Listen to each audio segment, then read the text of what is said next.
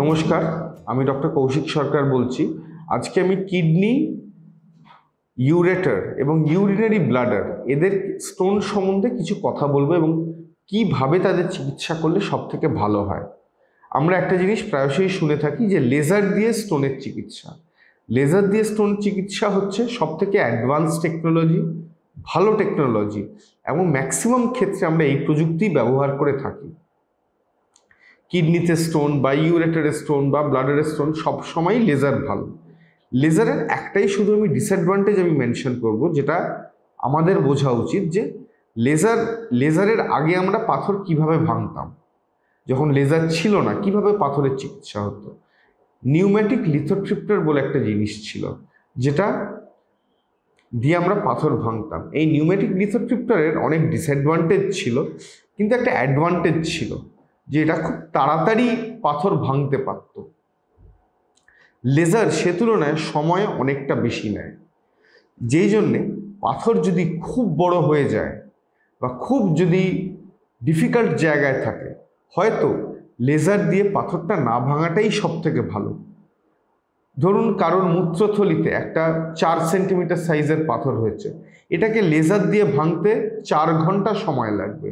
এই যে 4 ঘন্টা ধরে যে আমরা পেচ্ছাপের থলিতে থাকবো আমরা, এর ফলে যে এতক্ষণ ধরে যে আমরা অপারেশনটা করব, তার ফলে একটা বাজে ইনফেকশন ছড়িয়ে পড়তে পারে, তার ফলে সেপসিস হতে পারে।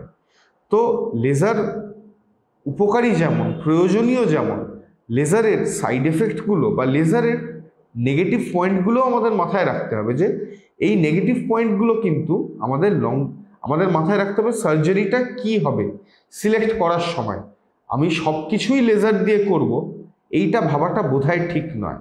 একটা খুব বড় কিডনি স্টোন বা একটা খুব বড় ব্লাডার স্টোন, অবভিয়াসলি লেজার দিয়ে এদের চিকিৎসা করতে গেলে 3-4 ঘন্টা সময় লাগতে পারে, ইনফেকশন হতে পারে, লাইফের রিস্কও থাকতে পারে।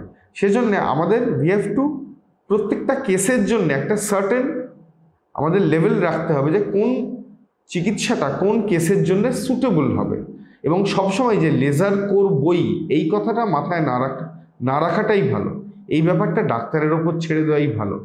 লেজার কোনো স্পেশাল টেকনিক নয়, লেজার কোনো স্পেশাল প্রযুক্তি বা ট্রেনিং নয়। লেজার হচ্ছে আগে আমি পাথর একটা যন্ত্র দিয়ে ভাঙতাম, এখন আমি লেজার দিয়ে ভাঙছি। এটাতে কোনো সার্জিক্যাল কোনো স্কিলসের কিন্তু ব্যাপার নেই। এখানে সব থেকে ইম্পর্টেন্ট হচ্ছে দ্য ডিসিশন, যে আমি কি দিয়ে পাথরটাকে আমি ট্রিট করব। সেটা লেজার দিয়ে ট্রিট করব না এর আগে যেটা ব্যবহার হতো নিউম্যাটিক লিথোট্রিপ্টার দিয়ে ট্রিট করব। নিউম্যাটিক লিথোট্রিপ্টারের সাইড এফেক্টস, ডিসঅ্যাডভান্টেজেস লেজারের থেকে বেশি, সেই জন্যই লেজার এখন এসছে। কিন্তু লেজারেরও সব কিছু কিন্তু ভালো নয়। লেজার মানেই যে সোনার পাথর বাটি, এটা মনে করার কোনো কারণ নেই আমাদের। লেজার কিছু জিনিসের জন্য ডেফিনেটলি ভালো, আমি সবসময় সেগুলো লেজার দিয়ে চিকিৎসা করি। কিন্তু লেজার মানেই যে সব ভালো, লেজার মানেই সব রোগ নির্মূল হয়ে যাবে, এটা ভাবার কিন্তু কোনো কারণ নেই। আমি বারবার যেটা বলছি, লেজার কোনো সোনার পাথর বাটি নয় কিন্তু।